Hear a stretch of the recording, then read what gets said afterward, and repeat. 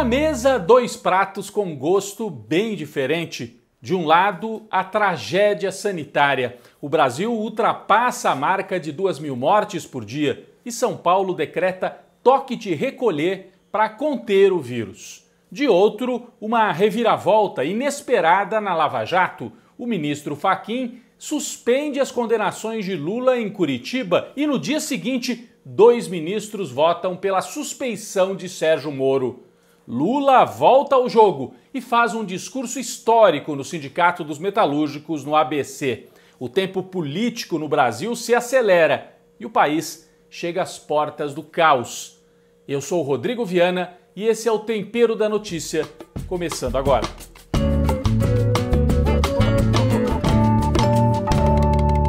Foi a volta de um estadista. Um discurso histórico de Lula esta semana no Sindicato dos Metalúrgicos do ABC. Aliás, um discurso também de muita emoção. Foi o mesmo palco onde ele foi preso 3 anos atrás. Eu estava lá nas duas oportunidades, né? Em 2018, como cidadão, acompanhei de perto aquele momento. Muita gente achava, Lula vai preso. Será que nós vamos ouvir de novo a voz do ex-presidente? E aí uma reviravolta incrível no país. Lula passa mais de 500 dias na prisão, começa a desmontar a Lava Jato, um trabalho dos advogados, mas também um trabalho de militância das pessoas insistindo que aquilo era uma fraude. E na semana em que o Supremo decide, desmontar de uma vez a Lava Jato, Lula volta ao jogo e faz o discurso ali naquele mesmo palco, onde ele também se lançou ao mundo da política nos anos 70 como líder sindical. Então havia ali a presença de muitos jornalistas, de militantes de movimentos sociais, lideranças políticas. Estavam lá Fernando Haddad, Boulos do PSOL, dirigentes do PCdoB, de centrais sindicais, do MST, da UNE, enfim, importantes lideranças políticas do país. Lula fez um discurso emocional, mas também com muito foco, impressionante, de improviso. E ele ia mudando de assunto e brincando e falando sério ao mesmo tempo e resumiu a história assim: eu ficaria feliz se o brasileiro voltasse a comer picanha e tomasse uma cervejinha, como podia fazer no meu governo. Então esse é o recado para o povo. E para os empresários também, né? Não tenham medo de mim. Eu converso com todo mundo. Mas não esperem de mim privatização, não é por aí. Se eu voltar ao poder, vai ser de outro jeito. Mandou recado para os militares, um recado duro, principalmente para o general Vilas Boas, que fez aquele tweet golpista em 2018. Então vale a pena ouvir de novo Luiz Inácio Lula da Silva. Vamos lá. Então, não tenham medo de mim. Eu sou radical. Eu sou radical porque eu quero ir à raiz dos problemas desse país. Eu sou radical porque eu quero ajudar a construir um mundo justo, um mundo mais humano, um mundo em que trabalhar e pedir aumento de salário não seja crime, um mundo em que a mulher não seja tripudiada por ser mulher, um mundo em que as pessoas não sejam tripudiadas por aquilo que querem ser, um mundo que a gente venha abolir definitivamente o maldito preconceito, racial neste país. Um mundo em que não tenha mais bala perdida. Um mundo em que o jovem possa transitar livremente pelas ruas de qualquer lugar, sem a preocupação de tomar um tiro. Esse mundo é plenamente possível. E é por isso que eu convido a vocês a gente lutar nesse país para garantir que todo brasileiro, independentemente da idade, tome vacina. E para isso a gente tem que obrigar o governo a comprar vacina. Mas ao mesmo tempo nós temos que brigar pelo salário emergencial. E ao mesmo tempo que brigar por investimento em geração de emprego, sobretudo a partir de infraestrutura. Temos que brigar numa política de ajuda aos microempreendedores, ao pequeno empresário brasileiro que não se suporta e quebra. Quantos restaurantes estão fechando? Quantas farmácias estão fechando? Quantas lavanderias estão fechando? Quantos institutos de beleza estão fechando? existe governo é para tentar encontrar solução para essa gente. Eu fiquei preocupado com a carta do Vilas Boas. Fiquei preocupado e não é correto que um comandante das Forças Armadas faça o que ele fez. Eu acho que se eu fosse presidente da República e ele tivesse aquele comportamento, ele seria exonerado a ver do serviço público na hora. Ele não está lá para dar palpite na política. Ele não está lá para decidir quem é que vai ser presidente ou não. Quem tem que decidir é a sociedade civil, através do voto. Então, é engraçado porque eu fiquei 8 anos na presidência, eu nunca tive um problema com os militares. E é engraçado porque o Exército sabe que não teve um presidente, nem os militares, que investiram no Exército como investiram. A Marinha sabe que nunca teve ninguém que investisse na Marinha como eu investi. E a Aeronáutica sabe, quando eu cheguei na presidência, o aviãozinho que a gente tinha pequeno para prestar serviço para as autoridades pegava fogo todo dia. O discurso teve grande repercussão no Brasil, transmissão dos principais meios, Globo News, CNN e novos atores também em jogo, né? Sites progressistas, TVT, agências internacionais, todo mundo perguntando, porque o Lula falou durante 1h30 e depois respondeu perguntas. No exterior, grande repercussão, até porque ele agradeceu demais personagens mundo afora, presidente da Argentina, Alberto Fernandes, Pepe Mujica, Papa Francisco, Bernie Sanders, prefeita de Paris, Zapatero da Espanha, gente do mundo inteiro recebeu os agradecimentos de Lula, porque ele sabe que essa foi uma batalha que não foi travada só aqui no Brasil. E repercussão também dentro do governo Bolsonaro. 4 horas depois que o discurso do Lula terminou, e ele fez um discurso fortemente voltado para a questão da pandemia também, dizendo: usem máscara, não sigam recomendações imbecis do presidente, tomem a vacina. Bom, 4 horas depois da fala do Lula, o Bolsonaro aparecia no palácio de máscara. Ele que há meses dizia que não precisa, não usava, aglomerava sem máscara. Bolsonaro apareceu de máscara e defendeu a vacina. Então não sabemos se essa nova postura do Bolsonaro vai durar ou se foi só algo assim momentâneo para responder ao Lula. Até a Globo fez uma reportagem mostrando Bolsonaro usa máscara para responder ao discurso do Lula. Foi algo assim instantâneo que chamou a atenção até dentro do Jornal Nacional. Bolsonaro deve estar preocupado porque surgiram já esta semana pesquisas indicando que para 2022 Lula venceria Bolsonaro no segundo turno. Tem 8 pontos de vantagem. Isso porque ele acabou de recuperar os direitos políticos.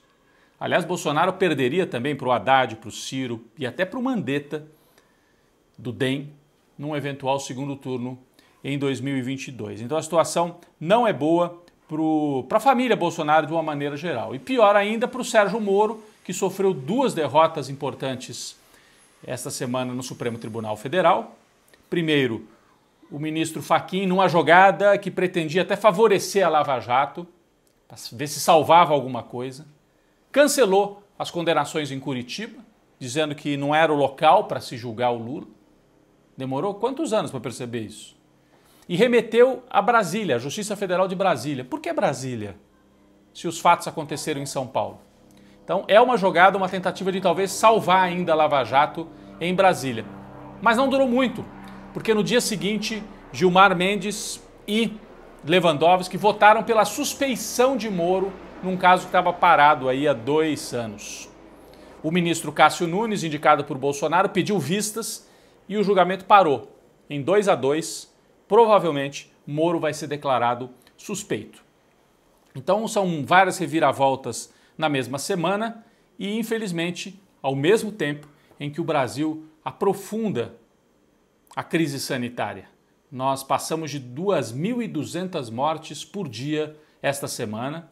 Estados e municípios tentam comprar a vacina de maneira individualizada. A prefeitura de Maricá, no interior do estado do Rio, por exemplo, anunciou que vai comprar 400 mil doses de vacina.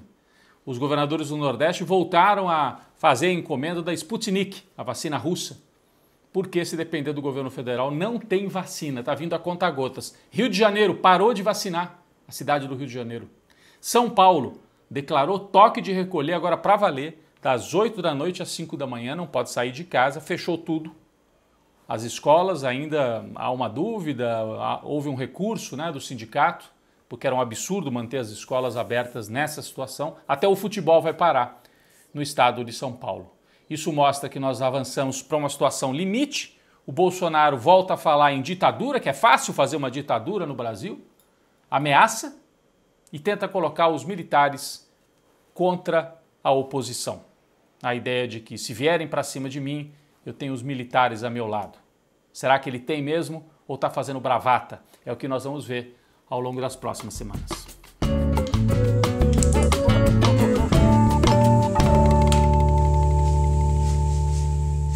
Bom, quem foi para a panela de pressão esta semana?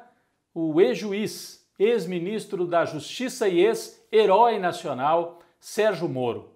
Ele já tinha sido desmoralizado pelas mensagens da Vaza Jato, aquela série de reportagens divulgada pelo site The Intercept, mostrando que Moro, o juiz, em Curitiba, era na verdade o articulador da acusação. Imagina, o juiz tinha que ser equidistante e ele combinava tudo com os procuradores. O objetivo central de Moro, mostravam já estas mensagens, era condenar Lula. Ele já partiu do princípio de que deveria condenar. Depois vieram, mais recentemente, as mensagens do hacker Walter Delgatti. Ele tinha sido a fonte do Intercept, mas ele tinha mais e mais mensagens. E aí elas também foram divulgadas, confirmando a parcialidade de Moro, ou seja, ele era um juiz que não tinha moral, não tinha condição nenhuma de julgar o ex-presidente Lula. Tudo isso já estava dado, só que agora é oficial. Foram 2 julgamentos esta semana. Primeiro, o Fachin, o ministro no Supremo, cancelou todas as ações contra Lula em Curitiba, inclusive aquelas em que ele já tinha sido condenado. E no dia seguinte, Gilmar Mendes e Lewandowski votaram a suspeição de Sérgio Moro. São duas ações em paralelo. E nas duas, o Moro saiu derrotado. Então ele sai derrotado juridicamente e agora também politicamente. Pesquisa que foi divulgada esta semana da Atlas mostra que Moro está entre os mais rejeitados do Brasil, 63% de desaprovação. Então ele perde o cargo de juiz, de ministro, de herói nacional e perde também, muito provavelmente, a chance de ser candidato à presidência da República. Esse é o Moro na panela de pressão.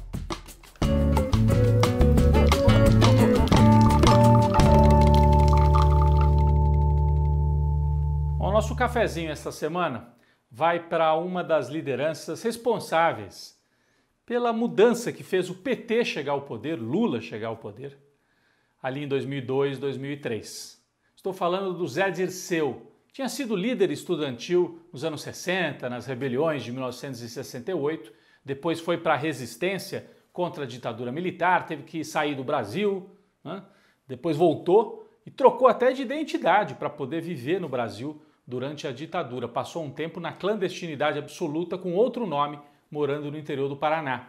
Quando o PT se organiza nos anos 80, Zé Dirceu participa desse processo e depois, mais adiante, no final dos anos 90, começo do século XXI, ele ajuda a fazer essa virada, para o bem e para o mal, né? Muita gente acha que o PT exagerou, cedeu demais, abriu mão daquela ideia de um partido mais de base, mas o Zé Dirceu foi o arquiteto dessa operação para que o PT aceitasse fazer alianças, se tornasse um partido mais amplo e, com isso, chegasse ao poder na eleição de 2002. Ele virou ministro do Lula, depois foi atingido pelo mensalão, aquela condenação infame em que uma juíza chegou a dizer: bom, eu não tenho provas, mas a literatura me permite condenar o Zé Dirceu. E teve a história do domínio do fato, vocês se lembram? Não havia provas, mas como ele era o líder do PT, então já estava provado. Ele deveria saber o que estava acontecendo. Foi condenado, passou os últimos anos todos tentando se defender, foi preso, saiu, mas nunca deixou de fazer política. E esta semana, Zé Dirceu, como vários brasileiros na faixa acima de 70 anos, 75, foi para a fila da vacinação e ao receber a vacina teve um gesto político, mais uma vez, né? Aliás, vacinação no Brasil virou um gesto político. A que ponto que nós chegamos? E o Zé Dirceu gritou: "Viva o SUS! Fora Bolsonaro!", enquanto tomava a vacina. Vamos assistir. Boa tarde. Boa tarde. Boa tarde. Tudo bem? Eu sou a Ana, sou enfermeira, vou dar para você. Obrigado. A sua segunda dose vai ser no dia 8, mas aí tem que agendar os dias antes para conseguir o horário, tá bom? Tá aqui o cartãozinho. Pode passar também? Viva o SUS! Viva o SUS! Bolsonaro, fora! Fora Bolsonaro! Fora Bolsonaro! Prontinho! Só segurar o botãozinho um pouquinho. Então, nosso cafezinho para essa grande liderança histórica, agora vacinada, o Zé Dirceu. Cafezinho para ele.